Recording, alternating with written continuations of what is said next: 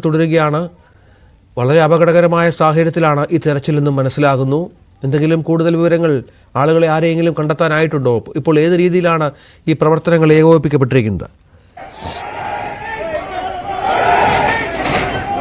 നെഞ്ചിത്ത ആ ഒരു വീടിന്റെ മേൽക്കൂര ഒന്നാകെ ഇപ്പോൾ റോപ്പ് കെട്ടി വടം കെട്ടി വലിച്ച് നീക്കി അതിനുള്ളിലേക്ക് തെരച്ചിൽ നടത്തുവാനുള്ള ശ്രമമാണ് നടത്തുന്നത്.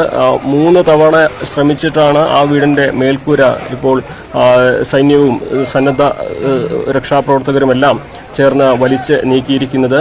കാരണം അവിടെ മൃതദേഹങ്ങളുണ്ട് എന്ന വ്യക്തമായ സൂചന ലഭിച്ചതിന്റെ അടിസ്ഥാനത്തിലാകും അത്തരത്തിലുള്ളൊരു പ്രവൃത്തി നടന്നിരിക്കുക. അതിനുള്ളിലേക്ക് ഈ മേൽക്കൂര മാത്രമാണ് പ്രവേശിക്കാനുള്ള ഒരേ ഒരു വഴി.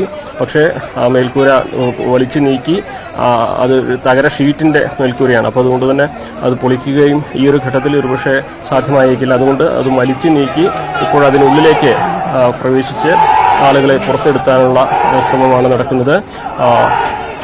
വലിയ ഉദ്യമം,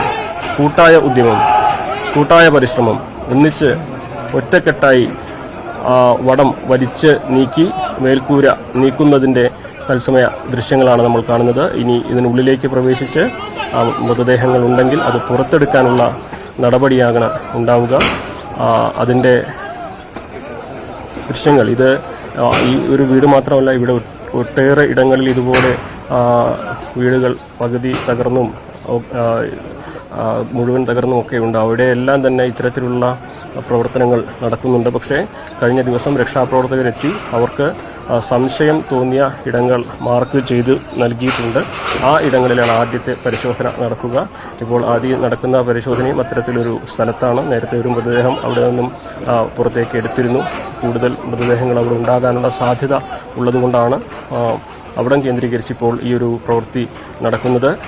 എന്താണെങ്കിലും കെട്ടിടത്തിൻ്റെ മേൽക്കൂര നീക്കി ഇപ്പോൾ സൈനികരും മറ്റ് പ്രവർത്തകരും ആ കെട്ടിടത്തിനുള്ളിലേക്ക് വീടിനുള്ളിലേക്ക് ഇറങ്ങിക്കഴിഞ്ഞിരിക്കുന്നു.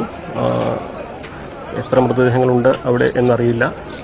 പക്ഷേ എന്താണെങ്കിലും ഇത്തരത്തിലുള്ള തെരച്ചിലുകളാണ് ഇവിടെ നടക്കുന്നത്.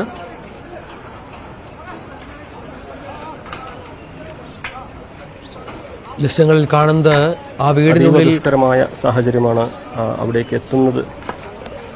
ആ വീടിനുള്ളിൽ എത്ര പേർ കുടുങ്ങിക്കിടപ്പുണ്ട് എന്ന കാര്യത്തിൽ ഒരു ധാരണ രക്ഷാപ്രവർത്തകർക്ക് ഉണ്ടാകേണ്ടതുണ്ട്. എല്ലാ കേന്ദ്രങ്ങളും